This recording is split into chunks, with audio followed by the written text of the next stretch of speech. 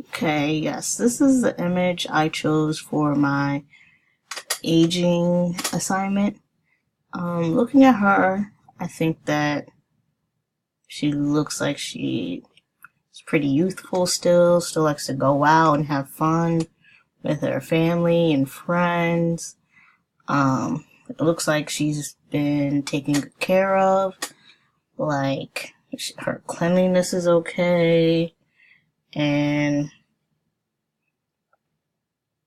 yes, and her family and people take care of her.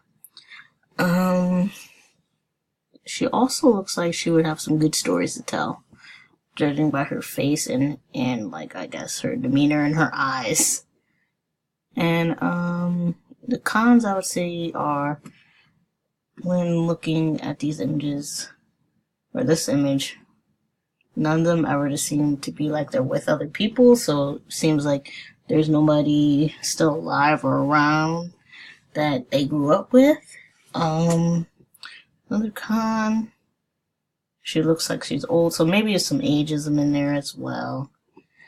And yes, that is it.